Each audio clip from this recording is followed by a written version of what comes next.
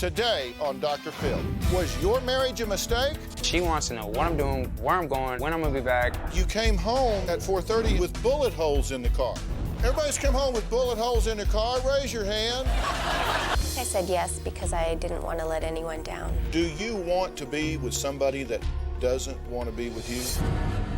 Spend money without asking. I'm only here because of the child. You've said that Yes, sir. to her. You said you've only had sex twice in 6 months. I don't know how you pulled that off. Coming up, let's do it.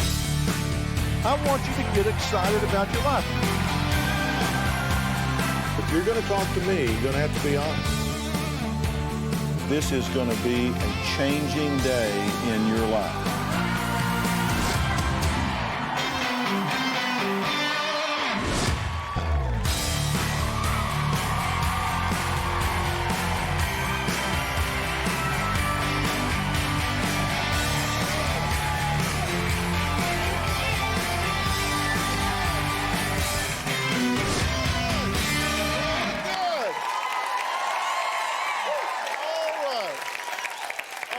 You guys have heard me say 1,000,000 times that half of all marriages fail. Huge, epidemic proportions. It's like, forget the cheese, I want out of this trap. All right, today I'm talking to newlywed couples that are already in crisis and couples who have been married 10 years, but it's 1 year, 10 times over. They never progressed past this first year. So I don't care how long you've been married, listen up. First, Brooke says her husband's drinking is ruining their relationship. He cleaned up his act before they got married, but now Dave's boozing again, according to Brooke, and she says, I can't take it. My husband and I have been together for almost 8 years. We've been married for 11 months. He has started drinking again. I drink here at home, a couple of beers every other day, every day, sometimes. Pretty much, how many days don't I drink? I want Dave to admit he's an alcoholic. Don't believe I have a drinking problem. When Dave drinks, he gets belligerent. It was like he had split personalities. Before we were married, I came home from work early and I found my baby sleeping by himself, and I didn't know where Dave was. I wasn't in the apartment where I should have been, but I wasn't really that far away. At that point, I said, it's over. When he finally realized this is what I have to do to be with her, he went into treatment. Treatment was the stupidest thing I ever been through, but I felt like I shouldn't have been there. Dave does not see the pattern as clearly as I do. Once an alcoholic, always an alcoholic. She wants to know what I'm doing, where I'm going, how I'm getting there, when I'm gonna be back. I have a curfew, 9 o'clock on the dot. If I'm here at 9:01, she is pissed. I've asked you this before. I've asked you to completely stop drinking before. I feel exactly like a kid. It's ridiculous. I am definitely more responsible now. I cannot get over the damaging things that have happened in the past because of the alcohol, and I'm never going to forget him. I'm never going to forget him. We fight every other day. You go sleep on the couch. No, I'm not the one who called you a name. My marriage is not a fairy tale. It is a science fiction. I'd like her to know that I do love her a lot. I want her to love me like she used to. Dr. Phil, I want my marriage to work and live happily ever after. The only way that's gonna happen is if Dave stops drinking and I can learn to trust him again. All right. Brooke, how long y'all been married? 11 months. All right, 11 months, and you had this controversy about the drinking before you got married, right? But youthful optimism, you thought you fixed him, Right. right? Did you ever honestly think you had a drinking problem, Dave? No. Never Not really. thought you did? At the beginning I did. Before we got married I did, and I tried to handle the situation. And You then thought you had a problem, or you did have a problem then? I did have a problem. You did have a problem. Were you what you considered an alcoholic? Yes. Okay. But now you can drink and handle it. That's your theory? Correct. Yes. Okay. So you're going to be the one example in the history of the world that can be a cured alcoholic. Is that your theory? No, my theory is I'm a sad drunk. You're what? I'm a sad drunk. You're a sad drunk? Yeah, when I get drunk, that's when pertains, but if Yeah, do you get drunk on purpose? occasionally. Okay, so you just like being sad. No, it's not sad. I mean, like, bad, as in I get bad when I'm drunk. You when I mean- get drunk, I do stupid things. Yeah, and you do that on purpose. Occasionally you think, I'll just anesthetize my brain and go do stupid things because... I don't know. I was young. But you I don't still... do it. I don't do it as like that now. No, I don't intentionally try to get You drunk. don't do it as now. often now, right? I do not try to intentionally get drunk now. Okay. Do these questions and your answers have any effect on you whatsoever? I mean, yeah, I mean, are you hearing anything out of this exchange that seems illogical to you? everything pretty much. Because, see, I look at these things just in terms of markers. Because the frequency of certain things happening when people have an alcohol problem and when they don't are decidedly different. Things happen to people with an alcohol problem that don't happen to people that don't have an alcohol problem. For example, you promised to quit, right? Mm-hmm. You said, I'll quit, and then started again, right? Okay, and he made that promise to you, and based on that, you got married, right? Mm-hmm. Okay, you understand you're in breach of that agreement because you said, I'll quit and I won't, and then you didn't, right?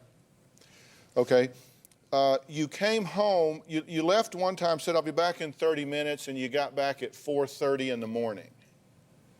Okay, did you leave at 4? No. Okay, so...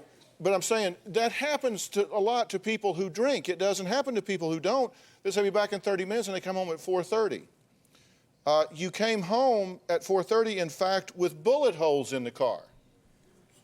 Correct? Correct. Everybody that's come home with bullet holes, everybody's come home with bullet holes in their car, raise your hand. Okay. Does that tell you statistically there could be a problem here? But that was also prior to our marriage. Okay. And you left the 1.5-year-old son alone while you were drinking at a neighbor's house. Yes. Okay. And now you drink almost every day of the week. Not to excess, according to you, but Correct. you drink almost every day of the week. And you said treatment was just total bull. Just I don't think stupidest thing you've ever done, I believe is what you said. it wasn't treatment in general. It might have been the facility I was going to. All right, what do you think about this? I repeat myself over and over with him. I try to philosophize with him in an adult manner, and I can't get through to him that way, so sometimes I treat him like he's 5 because he acts like it. All right. Well, all right, we're going to take a break. And when I come back, we're going to talk about why Brooke might need an attitude adjustment when it comes to her expectancies and her marriage. Maybe Dave will get real, maybe you won't. We'll be right back.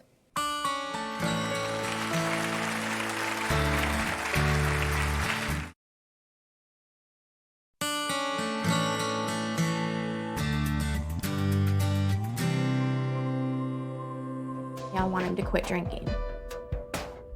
Period. Not a beer here and there, not a glass of wine here and there. I want him to commit to that. She's controlling, and that's offensive to me.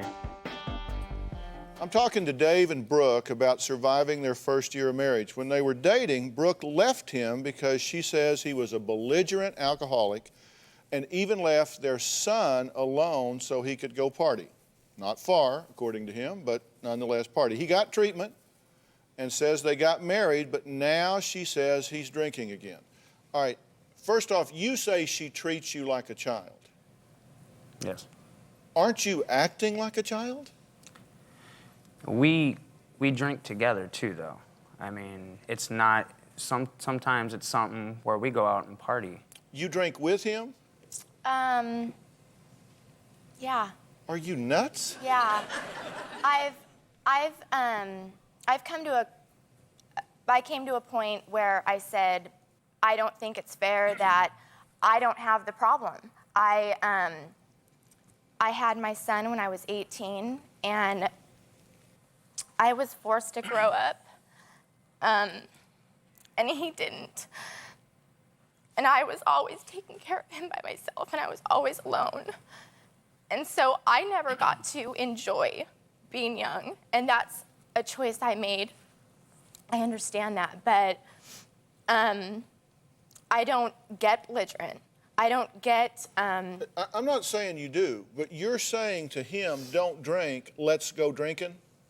No, it's not really like that. It's more at family functions, at a barbecue, or thing. Okay. And I have a glass of wine. It's not like, you know, we go out to the club and get smashed drunk together. It's not like that. Okay, let me tell you some things that I think are really important here. You say she keeps bringing up the past, right? Correct. But haven't you had serious problems with alcohol in the past? Yeah. And haven't you introduced alcohol into the present? Once or twice, yes. Once or twice, you said you drink almost Well, every day. I mean, problem as far as making it a problem. So haven't you bridged the past to the present? To a point, yes. And doesn't that then make sense that she would have all of those bad memories and all of those bad feelings of 30 minutes, 4:30, bullet holes in the car, son left unsupervised, belligerent, drunk episodes? And listen, whether you do this for her or whether you don't, you need to hear what I'm saying. You got an alcohol problem. Okay, I've just listed a few instances, but you know we've talked to y'all at length. I've got a detailed history in your own words and your own reporting and your own acknowledgments as well as yours. You got a drinking problem. And to me, if you're living with someone that has an alcohol or drug addiction, that's a deal breaker. It's a drop-dead deal breaker. Because you're not dealing with Dave, you're dealing with the chemical. You're dealing with the alcohol. Now, you were naive and thought, okay, I'll fix him. I'll fix him. You know, he went to treatment, he made me a promise, it'll be okay, we get married. But you never meant that when you said it, did you? You never really believed that you'd never drink anymore? You never really agreed that you had the problem that she thought you had? Mm-hmm. So you just went through the motions, right? Okay, so now you're married and you're saying you don't want this anymore, right? You don't want him drinking anymore. Right. And I have told him that I will stop. I will not have a glass of wine at a barbecue. I will not drink at Christmas no, you're time. right. You should be able to do what you want to because you don't have the problem. I just don't think you ought to go drinking with him. Okay, where unless he agrees that he's not going to drink and you are going to have a glass of wine. I agree. You do what works. You see, you do what works. And you need to have the understanding here that you're either going to draw a line in the sand or you're not. This is something, look, whether you think it's psychological or you think it's physical or whatever, some people just can't drink. I've got them in my family. They just can't drink. And it just is what it is.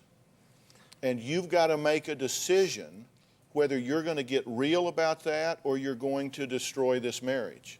Because you don't look very happy about this drinking. No, I'm not. Are you willing to continue to put up with it? No. No. Because I was done putting up with it a long time ago. I make excuses for him. is she right or is she wrong? You have a problem or don't you? Yeah. I mean, Don't tell me what I want to hear. I'm just the asking. past tense before we got married, what I thought it was the fact that irresponsible choices that I made when I was drinking. I mean, I made irresponsible choices when I wasn't drinking, you know? It's not just that, but I don't make those irresponsible choices now. Yeah, but you don't go throw gas on a fire, right? You say, I tend to make irresponsible choices, and it's worse when I drink. Yes. Thus, the bullet holes, 4:30 in the morning. I mean, come on. It doesn't take a brain surgeon to figure this out. Mm-hmm. And I just have to tell you, my attitude about this is if you drink, you leave. It's just that simple. You've got to get help, and you've got to make a commitment to it, and you've got to take it out of your life. And if you don't, it's going to destroy this marriage. I know that you're thinking, how can you know that so quick? I've been doing this. Isn't the first day I've done this. You're not the first alcoholic I've talked to. You're not the first couple that's had this in their marriage that I've talked to. For you, you can't choose whether he does this or not. What you can choose is what you subject yourself to. And in my view, it is a deal breaker. You either stop drinking and get help and get in treatment and do the things that you have to do, or this deal is headed for the rocks. I'm just, not because I said it, but I'm just telling you what I see. Will you consider that?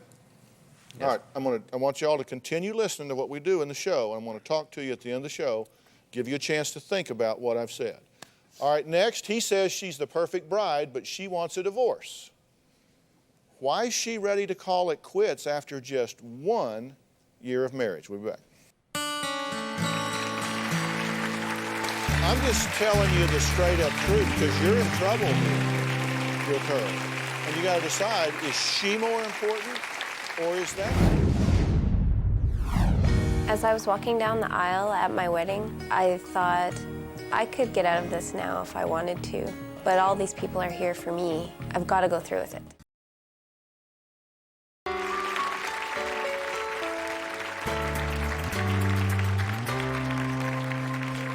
Stacy and Ben have been together for a year, and she still doesn't know if she was ever in love with her husband. Take a look. Ben and I met online 3 years ago. After 6 months of dating, he asked my dad for my hand in marriage. I proposed to Stacy in front of her entire family at her graduation dinner. Everyone knew about the proposal before I did, and I think I said yes because I didn't want to let anyone down. I fell in love with this girl almost immediately when I met her. She was everything I ever wanted. I had mixed feelings during the engagement, and I thought it was cold feet.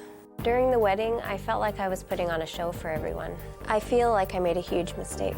We were a happy, perfect couple. Now, our marriage is a lot of work. A week hasn't gone by where I haven't thought, is this the right thing for me? I just don't feel that spark. I don't have the emotional connection with Ben that I think a married couple should have. I have had dreams about cheating on him, and sometimes I'm just not physically attracted to him. I have no idea how to communicate with my wife. If I can just work things out, I know for a fact we'll be okay. If I weren't married at this point, I wouldn't be with him. I love my husband as a person, but sometimes I feel like I'm just not in love with him. It got to the point recently where I just broke down and told Ben I wanted a divorce. When she told me she wanted a divorce, it was unbelievable pain, just heartbroken. On paper, my husband has all the qualities that I equate with love, but you just can't put chemistry or sparks on paper. I shouldn't have to live with this mistake. Dr. Phil, I've only been married a year. How do I know if I'm really in love with my husband? Let's go to the worst case scenario first. Okay. Do you want to be with somebody that doesn't want to be with you? No. So if in fact this is really how she feels, you wouldn't want to invest another 2, 3, 4, 5, 6, 10 years in a relationship with somebody that doesn't want to be with you? Probably not, no. Well, probably not or not, or do you just not know yet? I love her too much to do something like that.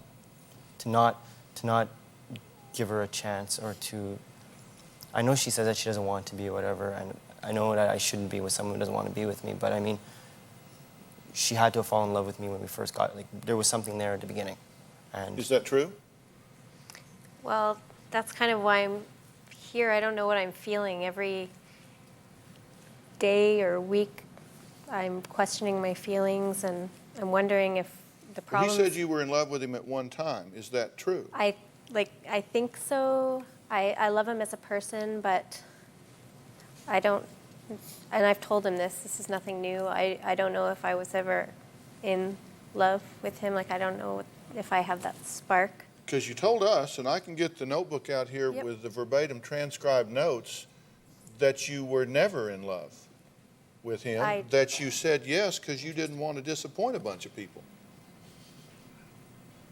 Well, I said that he had proposed to me in front of people, and people knew about it before I did. And I've told him this before too, that, you know, I could have said yes and then gotten out of it afterwards. But I just never did because I always thought it was cold feet, or I always pushed it aside as, okay, I'm just overreacting. How could I not like be in love with this guy? He's so wonderful. Because the question you've got to come up with, the answer you've got to come up with to this question is, do you have an unrealistic expectancy about what it's supposed to feel like?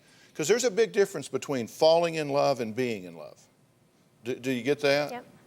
Y'all know what I'm talking about? I mean, falling in love is when you're up all night talking and everything he does is cute, and you know, it's like we know each other so well that we just finish each other's sentences. And then like 3 months later, it's stop interrupting. You know, so it's like, are you confusing falling in love with being in love, or did you never do either one? And isn't that the question you've got to come up with? Are you expecting some kind of fireworks every day that aren't there? No, not at all. I know that you go through that period where you're kind of, your head's in the clouds and everything's great. And But you didn't go through that period. well, I did, but You did? where I'm, no. You have to understand where I'm coming from. No, I understand what you tell me, and when you change it out here, I No, want to I know don't. which is the truth. I'm not changing it at all. For the first 2 years that we knew each other, when we were dating and when we were engaged, we never lived together until the wedding. And when he would come in on the weekends, it would be, you know, I was excited to see him on the weekend, but I don't know that it was that in love feeling. Like he's not the type of person that I ever saw myself being with. So what do you want to do? I don't know. I don't want to be shallow and just, you know, end things. I think he's a wonderful person. But Well, that sounds like half of a sentence. I think he's a wonderful person. And what's the second half of that sentence?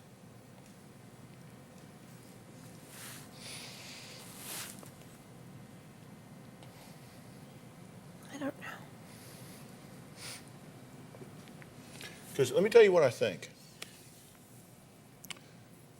First off, I don't think you have the right to quit this marriage at this point, because I think that you have to earn your way out of it if you're going to get out of it. And that means you have to be willing to turn over every stone with yourself and with Ben. Is this something about you that you just can't connect? Wouldn't you hate to get rid of Ben and get into the next one and find out the common denominator is you? Yes. And that you had a great guy that loved you a lot, but you, for some reason, couldn't experience, because of something in you, what you wanted to experience with another person. And then you found out, well, I went through Ben and Bob and Tom before I figured out it was me. I could have hung on to a great guy that loved me and had amazing patience. Yep. Amazing patience. Oh, I know he does. And you are a very patient person, right? And you do love her. So you got to work it out. But I'm going to tell you that I don't believe that you're doing this out of sensitivity to Ben. I don't think you have the right to string him along. No, I don't either. I think you've got to get the guts to either do the work and get in this marriage, or do the work and find out that you owe it to him to let him go. Because you're burning daylight for him. Now, he loves you too much to tell you that. I don't. So I'm telling you what he is too kind to tell you right now, and that is you don't have the right to waste his life. Oh, I know. So you either got to get involved here and figure out what's wrong with you or with the two of you, and either get in or get out. But you got to do the work first. Is it just unrealistic expectancies? Mm-hmm. And what you have is really pretty solid? It's just not this fantasy you're looking for? Or is there something wrong chemistry-wise between the two of you? And don't you want to know that? I mean, It would be nice to know. I mean, if in fact she said, I don't love you, I'll never love you, wouldn't you rather know that today than a year from now? Yeah. If I give you, as a couple, some specific things to do over a 2-week period, takes a lot of work and a lot of effort and a lot of time. Will you do it? And if you get to the point when you honestly can say, I can't give you what you deserve, are you going to have enough integrity to step up and say so? Definitely. Because what you're doing now is you feel it and then guilt takes over. Yeah, And you I feel feel it and then bad. guilt takes Yeah. over. And so what you're doing is you're staying to ease your guilt, not as a kindness to Ben. Correct? No, I'm feeling because I feel bad for, like, I just want to give him another, he asked me to give him another chance, and I say, okay, yes. But yeah, it is, I guess it is easing my guilt. Yeah. How many chances do you want? If she does the work and looks at you clear in the eye, and you're going to do this with her, y'all going to talk about some very important things that you should have done before you got married and didn't do, that I'm going to give you something to walk you through. It's a book I've written. It's called Relationship Rescue. It's very, very specific. There are some very specific things in there you need to do. You don't even need to read the book. There are just some specific things you need to do.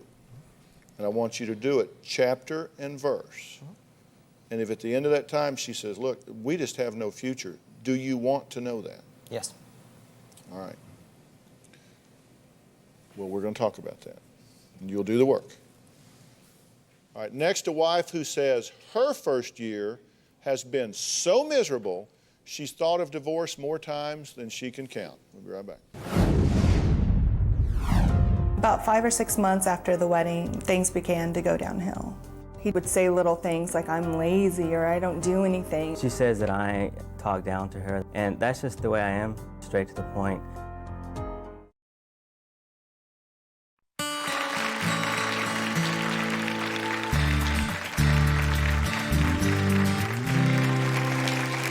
After 4 months of marriage, Jonna stopped working to raise her son, and now she says her husband Jeff is treating her like a child, especially when it comes to money. Take a look. The first year of marriage has been a roller coaster. I often thought I made a mistake. Honestly, I did not think that we'd have to work on our marriage after we got married. I thought it'd just be the same. About 5 or 6 months after the wedding, things began to go downhill. He'd say little things like, I'm lazy or I don't do anything. She says that I talk down to her, and that's just the way I am, straight shooter, no BSing around. I stay home with my son. He just doesn't understand how hard it is to take care of a child. He makes me feel less than a person. For Mother's Day, he gave me a gift of $200, and we had gotten in a fight, and he took the money away and told me I have nothing. Like, this house isn't mine, it's his. When he buys something, he doesn't ask my permission. One day a contractor showed up at my house to put in a deck and a fence costing $3,000, and I knew nothing about it in advance. I buy things without asking her, and sometimes I forget that there's two instead of just one. Then how is it your money? Because it is, Jonna. Get over it. I feel like he's belittling me. We've had sex twice in the last 6 months. When we got married, everything changed. I have no desire to have sex with him. I thought he would be my best friend, someone I could talk to, someone we could hang out and have fun and laugh. I do get irritated, and I do get frustrated, and I do get grumpy, and that's just my personality. I don't like the way he makes me feel. I think I'm just so frustrated I don't know what to do. Dr. Phil, we've barely survived our first year of marriage. Can you help us be happy again? Well, Jeff, what's your take on this? That's true.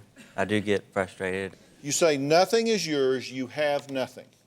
You've said that Yes, sir. to her in a fight. Yes, sir. Just nothing is yours, you're just here because I let you be here. Correct. You spend money without asking. You say, I'm only here because of the child. You've said that. Yes, sir. You cooked and cleaned and helped with laundry before the marriage, but now you've stopped all that. You don't do that at all. Well, I don't cook. I work nights, and I'm in graduate school, and I work part-time too, as not only full-time.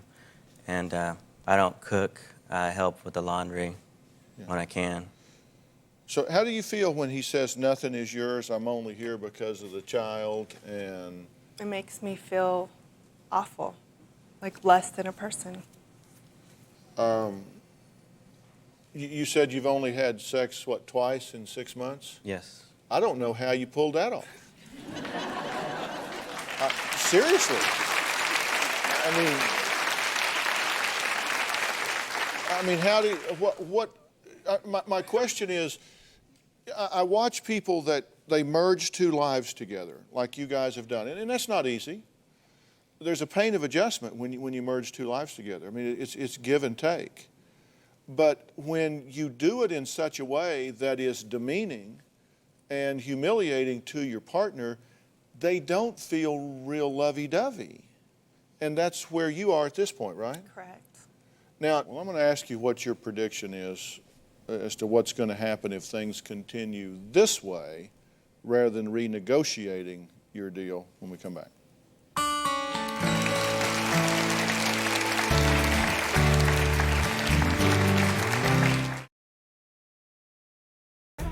In the beginning of our relationship, I'd come home from work and dinner would be made, and he would lay out our clothes. He would have a bubble bath ready for me. Things have changed. Just there's so much stress in this relationship right now. When we first started dating, there was no problems whatsoever. Well, I'm talking to Jeff and Jonna about the first year of marriage. Man, it's tough.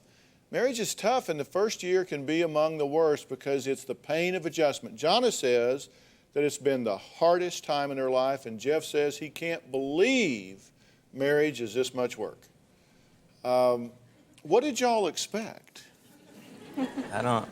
Honestly, I thought it would just be a smooth transition, and the only thing that changed would be last names. I mean, we never fought, we never, nothing, and everything has changed. Well, what do you predict if you continue, if this short list gets twice as long, the next time I see you, giving money, taking it back, nothing is yours, you have nothing. I won't consult you about money, which means you're not a partner. I'm only here because of the child. Where do you think this will be a year from now? Separated, divorced. Well, so what do we got to do here? What do you want? I want him to have respect for me and consult me in decisions he makes. I want to be a wife. I want to be there for him. Did you feel that way before? When we lived together, yes. Okay, but then you think the wheels came off when you quit working? Yes. Is that true? Kind of, and it's not the working part because I provide for her. It's just, so what if something happens to me? What's she gonna fall back on if something happens to me? I worry about that every day. Yeah. And what would you do if something happened to him? I guess you'd get a job, wouldn't you? Yeah. She'd be rich, so Yeah. she had a lot of money. But Yeah, that's what would happen. I'd like her to go to school and finish because she's very smart. Okay, and that's fine, and you can tell her that, and you can hopefully inspire her about that. But telling her nothing is yours, you have nothing, I only tolerate you because of the child, does that really get your academic juices flowing? I'm just saying you're going at this the wrong way. Look, relationships are negotiated. You guys need to sit down and negotiate. If you have a problem with her values or what she's doing, then you need to say so and talk about those, but you don't handle that by insulting her character. And I have a question for you. How much fun do you think you are to live with? Probably not that much fun. I mean, really, is that what you want? No.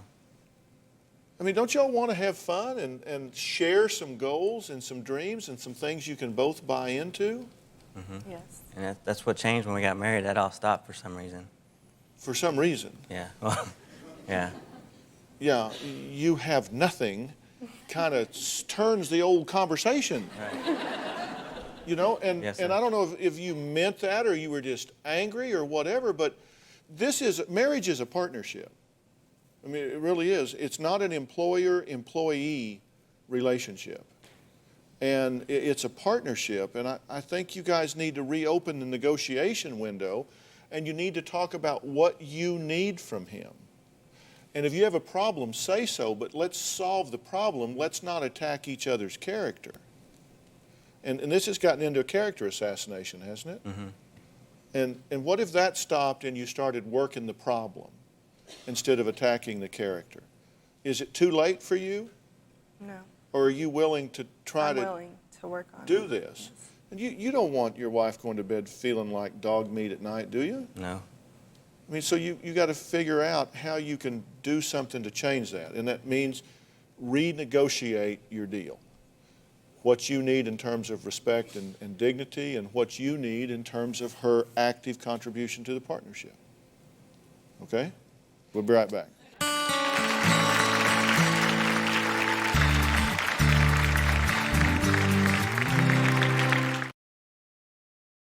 What do you think about these guys? Do you think David's going to get real about this? If you think he is, raise your hand. If you think he's not, raise your hand. That's almost everybody in here said you're not going to get real about it, and among the people who said yes, you didn't raise your hand.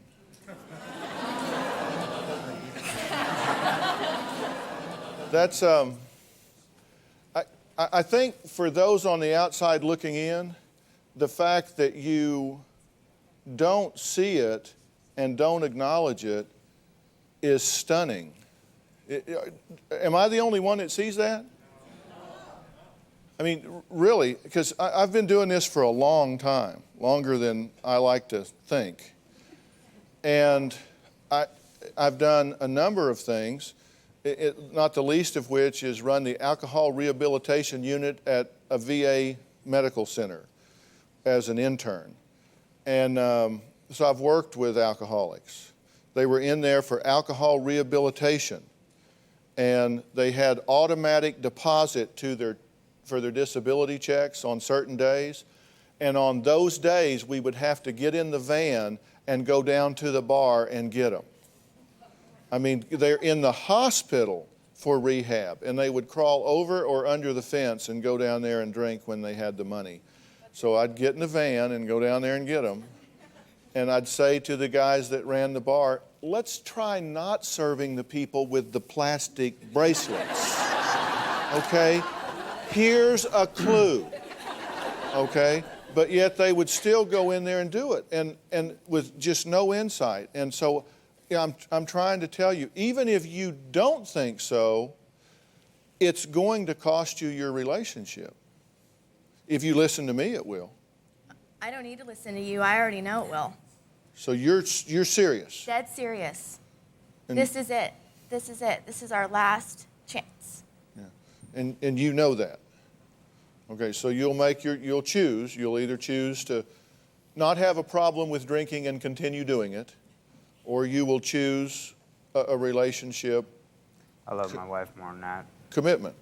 If he gets real about this, and I hope that he will, how do I change my attitude towards things a little bit because of all the anger and resentment I hold inside?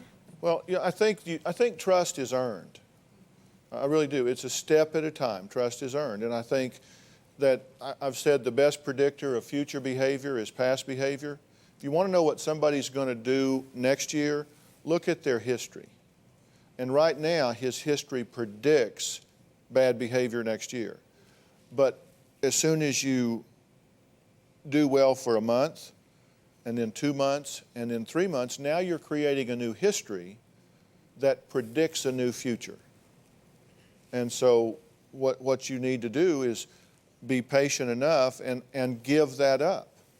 You know, you'll only hang on to it if it serves a purpose for you. And right now it's serving the purpose of keeping you on guard so you don't get burned again. But as the threat lessens, the need for the anger will lessen. We'll be right back.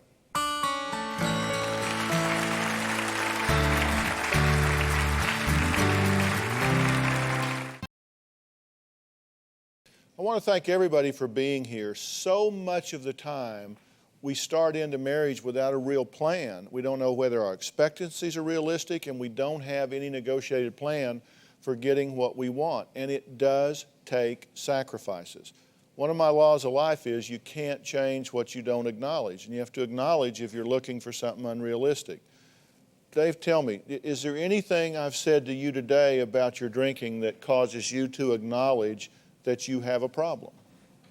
Yeah. Oh, yeah. It's,